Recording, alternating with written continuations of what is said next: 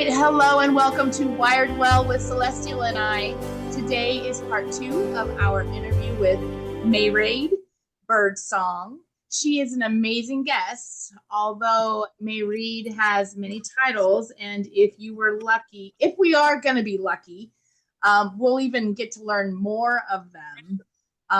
But we were talking about how she was a grand Reiki master and healer, paranormal investigator on the last part 1. And then we started to slightly speak about the third title of her being an eclectic witch. So we will continue with that. And so, hello, Celestial, my wonderful co-host. How are you doing today? Pretty good. Pretty good? Yep. Long day? Oh, yeah. It's a Monday. Yeah, I know you work, and so, and then you do this on top of it and take care of everybody else's, your family as well. Yeah. Hello, Maighread. Hi. I said it right, didn't I? Yes. I love it. I was studying. I'm not ever really good with names or birthdays, so that's something that this is cool that I get to do this so that it'll help me out. It is very nice to have you back. And how are you doing? Thank you. I'm doing freaking fantastic. I love this time of year. It gives me an excuse to dress up, decorate my house. I do too. We left off and we were talking about the cherry pits and how you had to use from what I understand, is the only what only an eclectic witch can do, and that is to make up a spell on the spot. Is that true about eclectic witches? And how long have you known that you were a witch? Oh my goodness. I've kind of known I was a witch for all my life, but I wouldn't accept it because, we were taught that witches are evil and, do black magic and all that. I saw fairies when I was a child, so I knew there was something different about me. When I tell people that go, oh, she's got such an amazing imagination. I'm like, no, can't you see her? She's right here. What kind of fairies? Nature fairies in my mother's garden. Flower fairies. The first fairy I met, her name was Violet, and I met her in my mother's garden. But my grandmother, Bee, was very supportive of this and totally believed me whenever I tell her one of my fairy stories.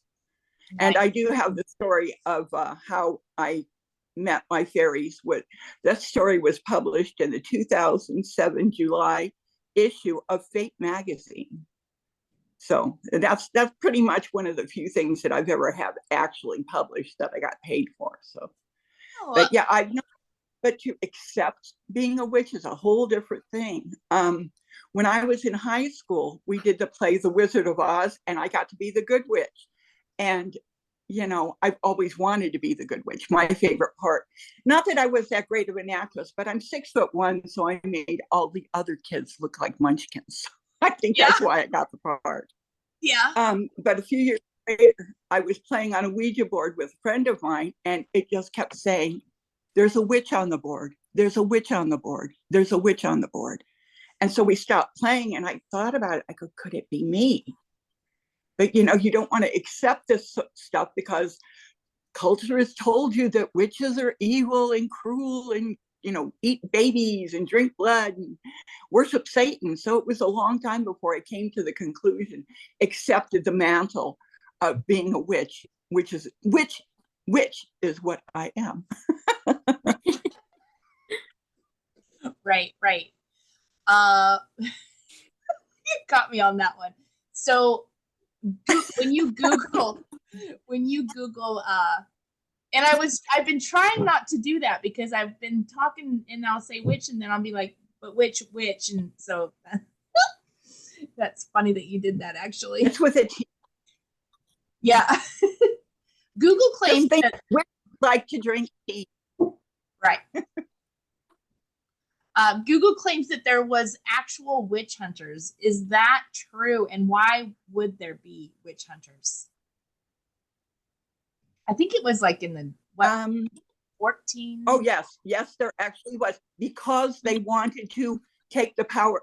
They always targeted mostly women, although there are male witches, but they targeted mostly women who were like midwives and herbal healers and stuff like that, because it was taking away from the church, which was trying to be the dominant force in the world at that time.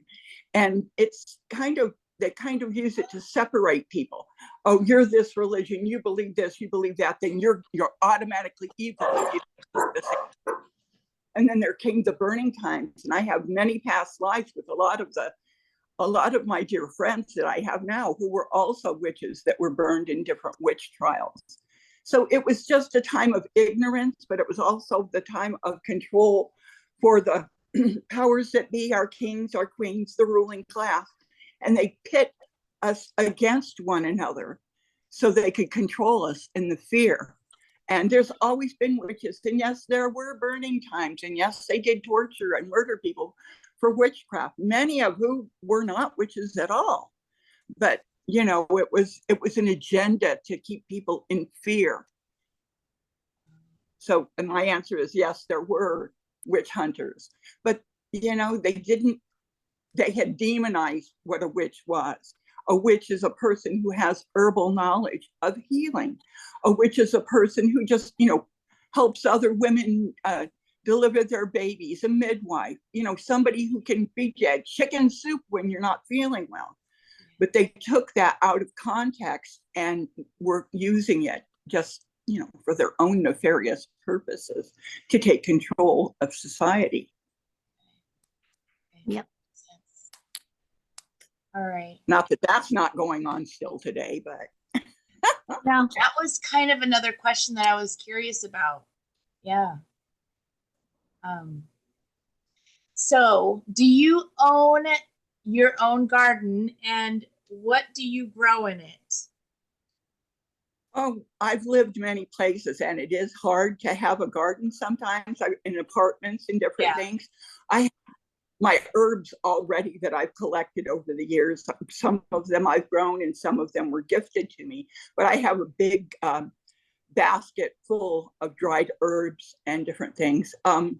Right now, I don't have much growing in my garden, but I think that everybody should try to at least have, you know, some things. Food is most important because, you know, the stuff they're manufacturing now is getting so many chemicals in it. If you can grow your own food, it's better for the body.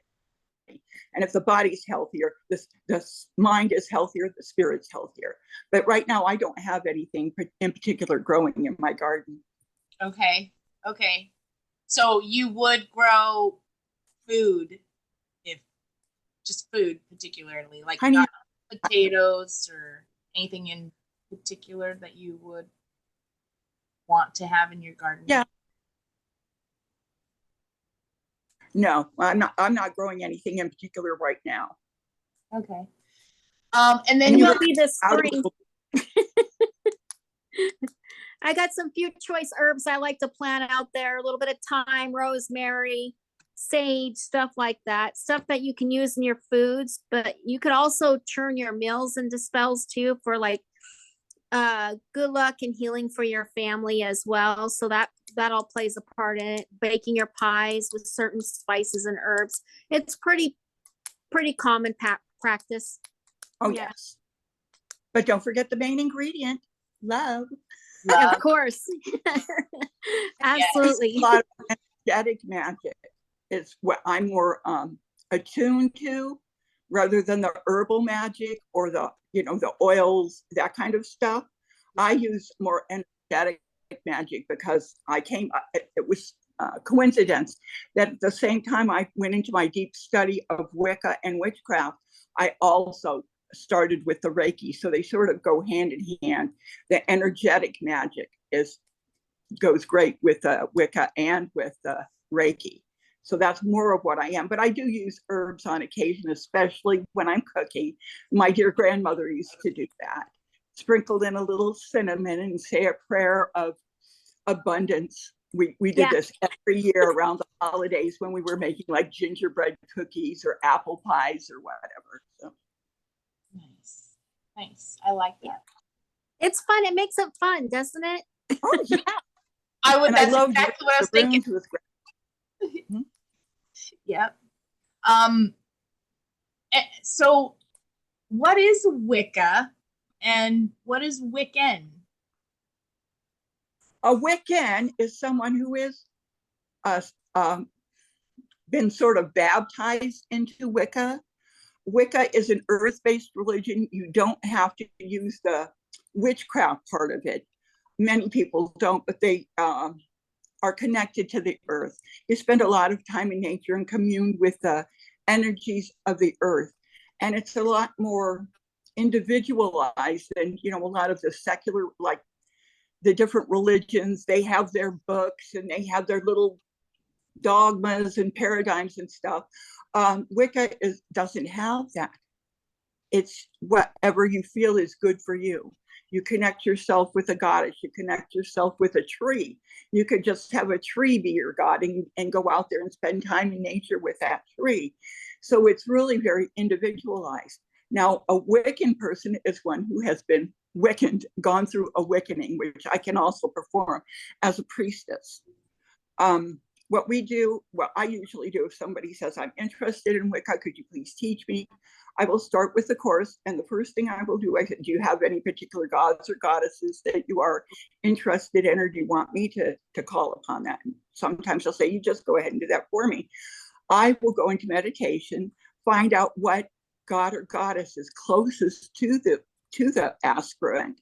And then I will beseech them, talk to the god or goddess and say, what is this person's name? And then I'll get their name and we'll go through the Wiccaning. We have like a little celebration online. I did a Wiccaning for a child on Ostara, about 4 or 5 years ago. It's very interesting. I get the name. I've had lots of people that I've helped to name. And you don't always just have one goddess. One gal that I did a Wiccaning for, her goddesses are the muses, because she's musically talented and dances and she's a performer. And she also got 3 different names. Her first name when she was first Wiccaned was Maiden Moonsong. Then as she got older, her name is Lady Moonsong, which is what she is now, but they're telling me in her crondom, when she finally gets older, she will be Madam Moonsong, because it shows the progression of her spirit. And that's the way her particular name works. But the little baby that I did the Wiccaning for, oh my gosh, she has like 9 different names, because she's one of the star seeds that came in. So we had a big, and her Wiccaning was done on Ostara. So we had a big celebration for that gal. And her mother was one of my students, longtime students. I'll provide you a link. I posted all that on one of my blogs.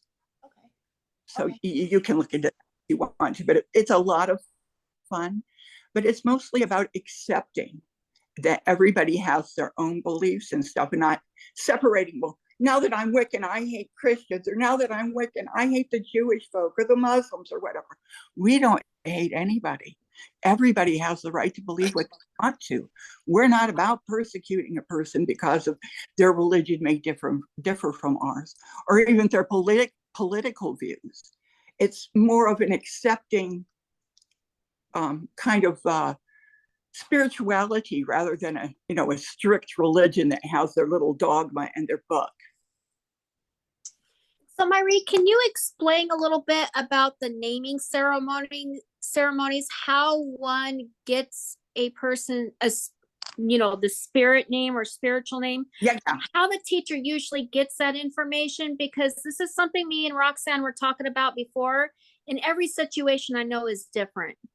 Oh, absolutely. They are different. One of my old mentors, Raji the Green Witch, he said, there's this really very complicated way. If you are into numerology and stuff, you take all the numbers of your name and where you live and, you know, your date of birth. You sort of put that together and calculate out letters, which will spell out a name for you. And I'm going, oh, math is hard. I can balance my checkbook, but I don't know if I can handle that. Because, well, you know, you can always just petition the goddess yourself. And I go, that sounds easier. So my beloved Reiki, because of my Irish Celtic heritage, I go to Saint Bridget. I love her. She's a saint. She's a god. She got it going on. But, you know, she's my girl. I just asked her, what me in particular, what's my name? And she says, your name is your name. Now, my birth name is Margaret. Maighread is Margaret in the Gaelic, in the Celtic tongue. So I go, oh, that's it. And then I asked, I said, do I have a last name? And then this part always makes me cry, sorry. Then I saw myself as a little girl. I used to run around my house singing a lot. My family would get tired of it and say, get out of here. So I go out behind our house where there was a little woodland area, and I would sing to the birds and the animals. And I saw a vision of me standing in the forest singing to the birds. And I knew that my spirit name was now Maighread Birdsong.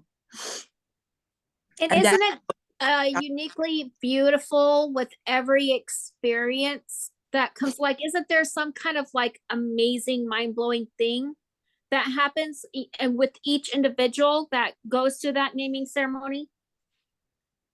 I can't speak for how others take it. Yeah. But there is definitely a shift in the energy. And people just, you know, when you're faced with something that's true, no matter how long, like I said, with a baby that we did the wickening for, there were several people there and we were doing this online, but everybody wanted to give her a blessing. Everybody that attended gave her a blessing. I felt a bit like the fairy godmother in Sleeping Beauty. Yeah. Because you can give so much. It does change you a bit, but it also connects you with spirit. And it's like renaming the baby. Hey, your name will always be your name legally, but you know yourself throughout your life. How many other names do you have? You're a sister, you're a mother, you're a friend, you're a worker, you know, you're a neighbor. You have all of these names. What is your real name? I resonate with Margaret Maighread. Maighread is my name. I was named originally after my beloved auntie, Margaret. Thank goodness. My mother is a Southern belle and wanted to name me Thurmagene because my father's name was Thurman. Thank you, Auntie Margaret. I just needed some clarification on that because, you know, when Roxanne and I were talking about it, I was like, I don't even know how to explain it because I only know about my own situation and I didn't get to be around a whole lot of other witches. I just had my teacher at that time. I was like, I don't know. That's a good question for Marie. Yeah. Well, and sometimes it just comes to you. I have a friend who goes by White Wolf, and you know, or Lady White Wolf, and I always thought this sounds a bit pretentious, you know, and I was being judgmental about it. But when I thought about it and communed with my goddess, she said, when a person names themselves, you're a reflection of the god and the goddess. So if you name yourself, no matter what, if it's, you know, priestess of the universe, the most beauteous goddess ever, that's your name. That's the one that you wanted. That's the name that comes to you. That's the name you will use. And it's not for us to judge how pretentious or silly someone else's name is. If they prefer to go by that name when they're doing their workings or writings or whatever they're doing, they are more than welcome to do that. And, you know, that's one of the things that kind of ticks off some people. They think, oh, this is your alias. No, it's not an alias. It's AKA, also known as. I'm also known as mommy. I'm also known as teacher. I'm also known as wife. You know, we all wear many hats over the course of a lifetime. Well, in many lifetimes, we have many names from that as well. I was just, is there a difference between a shamanic naming ceremony and a like a Wiccan or pagan one, because I mean, spirit had the butterfly came right out of the sky when my teacher was saying, you know, we were doing the naming ceremony with the vow to spirit. And Oh my right when, gosh. huh? When you said butterfly, oh my gosh. And since I've also been your teacher, okay, I'm going to cry here. So when I was in Phoenix, Arizona, I met a young man named Nelson Blackbull. His grandfather gave me a native name and called me Yellow Butterfly. Oh, wow. That's also one of my spirit names.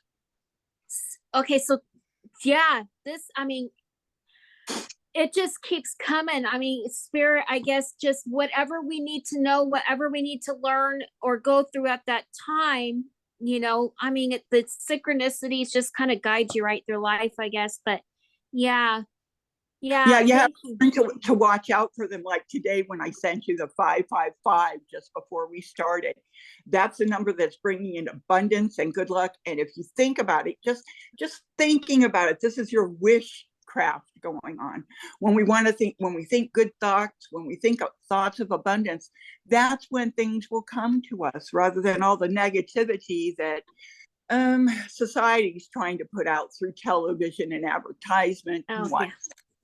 Yeah, they're trying to take away our magic. Black magic. Ass hats. Mm-hmm. Yeah, I couldn't explain it. You know, it's just it's an experience. And how do you explain that when, I mean, I was so fresh and new from that, and I've always been kind of like, I flutter from one way of being to another, you know, and I just meet up with my teachers, you know, as spirit brings you guys. But I think you and Sherry have been the most constant in my life. You know, I always have you two around me like guardians, you know. So but other than that, the teachers come and they go, and you learn the experiences that you need to. And you know, And that's the thing, like you were we were discussing the other day that your husband was becoming more interested in Buddhism. yeah. I'm not necessarily a Buddhist, but I love Buddha, and I've been advertising. I got this beautiful ceramic Buddha from one of my craft friends. KT Tribble does these crafts.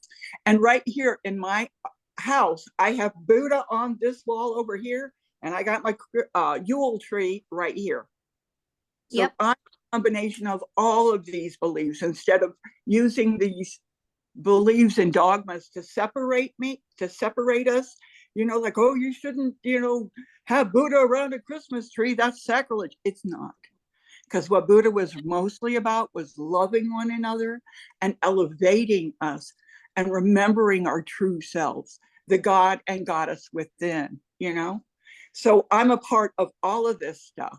I love my Celtic heritage, because that was my grandma B telling me about the fairies and the different stories from the Celtic point of view.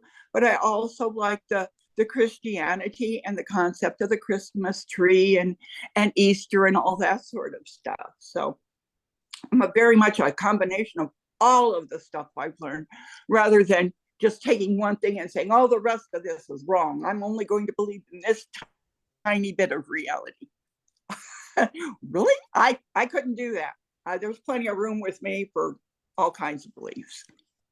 And the main thing is stepping aside the ego and not being judgmental about what others want to believe. Yeah, that So makes your life a lot easier too, doing that. Okay. Listen. So if you're like around, I don't know, I'm trying to find the right way to express this, but let's say you're around somebody and you get the feeling of their energy and they have this name that comes forth. Does it also happen that way? I've never had that happen to me, but I'm Okay. sure it has. Usually it's because I've been asked, could you ask the goddess what my name is? If you're going to do awakening for me, could you ask the goddess what my name is? And I've had people that did not use the name that came through. I have a couple of gals that I did Wiccanings for that do not necessarily go by those names. And sometimes, like you say, you've got all these names during the course of a lifetime. Any one of them can be your spirit name. Now, when I was involved in the LDS church, they have a ceremony where you go through the temple and receive certain endowments. I was given yet another name there. And I consider that my spirit name also, which cracks me up because then you think of, the many years ago when the Spanish used to add all of the names of the people. Your name is Margarita Sanchez, blah, blah, blah, blah, because then you've got your grandfather's name, your grandmother's name, your mom's name, your dad's name, and maybe even your godfather and godmother's name, all attached. So it's like super long names. And yeah, that's kind of what we are, super long names. Well, I'll just call Roxanne Angel Heart then, because she's just this big little, like, angelly type. Yeah, her heart's so huge. So yeah, every time we talk about certain things, I was like, she has this angelic glow about her for sure. She give anything to anybody and be there for anybody, and she just wants to be of service. So that's what she kind of reminds me of, as an angel heart. So yeah, I just wanted to throw that out there. But yeah, I was just wondering because I didn't know, and I find it fascinating that, it all comes from the innate, and we're all connected, and we're all spiritual, and everything is spiritual. So it all kind of just like what you were saying with the Buddha and all that, it just kind of all goes together, and you just got to follow your innate heart to whatever keeps calling you, Yeah. You have to start listening to your inner voice. Even the Christians talk about that, the still silent voice, the inner voice, the Holy Spirit, if you will. That's the true self. But society has put all this noise out there to prevent you from hearing it. And it's also, hey, the voice of the ego wants to pretend it. Have you ever met those sort of people who are just connected? Their spirituality is who they are. I represent the goddess and I am so wonderful. And they walk around like, your spirituality is not, it's faux spirituality because you've got it connected too closely to your ego. Not that the ego is a bad thing. It helps to ground us and help, but instead of getting rid of that thing, you got to teach that monkey some tricks, sit, stay. Out my way, I'm trying to do some work here because I've seen it slip in time to time. Like, oh my gosh, I was doing an event and then my costume I had a costume fail. And I go, oh God, I look so terrible. Blah, blah, blah, blah. I'm going, that's not the point. that failure was because you needed to be humble, to come down and be a little more humble instead of being all about, oh, well, I'm the priestess and I'm doing this activity, blah, blah, blah. And, sometimes it's okay to get, kicked down a peg or two just to remember who you truly are and who you're truly working for. I always have to remember I'm here at behest of the goddess. And here's a story for you, Angel Heart, dear, because I know you love my stories. When I first moved down here to Harlingen, I was very upset. We lived in this beautiful witch's house in Kingsville. I had a tree that talked to me. I had fairies in the yard. I was in my witchy groove there. And my husband gets transferred down here. It's a 2-hour drive. So there was no way he could drive all the way down here, drive around because he's a truck driver for his work all day, and then drive 2 hours back up. I mean, that's a lot of driving. So we moved down here, and since our lease on the house wasn't up and we had to pay rent there, so we got a cheaper place down here. We were living in a trailer, a house trailer, and it was a crappy place. There were weeds and stickers in my yard. I had to go outside with my dog all the time to make sure he didn't get stickers in his feet. And I was outside walking my dog one morning, and I found a triquetra, the symbol of the goddess, in silver cord in my yard. And I stood there and I looked at it and I knew I needed to stop bitching about this because there was a reason I was down here. I was here at the behest of the goddess. Remember who you're working for, girlfriend. So I meditated and prayed on it, and I knew that was, I had to step out of my own way instead of, well, I'm just big witch and I'm doing this and I'm doing that. I have to listen to the call of spirit and remember who I'm working for. And I say the goddess, which is the feminine aspect of God. I connect to the goddess through Saint Bridget of Kildare, my goddess, because, you know, I'm of Irish heritage, red hair. But it's just the feminine aspect. For a long time, I knew I needed to connect with Mother God because I've been involved with the male-dominated religion for so long that I needed more connection to that Mother Goddess. And that was something that very much called to me. And like I said, I love that house up in Kingsville. It was wonderful when my daughter, who I call the Queen, which I tell everybody, the Queen's coming to Kingsville, you know. But it was time for me to move down here. And down here, I have done more actual work than any other time. I've gone to seminars and done different events and stuff. So it's been real opening for me. I've done a lot, like I said, I've been doing a lot more interactive work with people, and it's really improved me, because when you teach, you also learn, which is the other side of it. I learn a lot from my students, hopefully at least as much as what they learn from me. So it's important. It's really important to listen to that inner voice. Absolutely. And it will come in synchronicities and symbols. Like I said, the triquetra I found in my yard. Oh no, you've seen the triquet. This is the triskel, but yeah. It's so funny, isn't it? Yeah. Yeah, Things happen that absolutely. way. A symbol of the goddess. Well, oh my gosh, it's been so good. Here comes the dogs. She's gone. Yeah, we've got 4 minutes left. So, Celestial, you want to say goodbye to everybody? Yeah, thank you for coming, everybody. Thank you, Maighread, for sharing all your wisdom and experiences and stories with us. It's always a pleasure. You're the greatest. And thanks, Roxanne. You're awesome.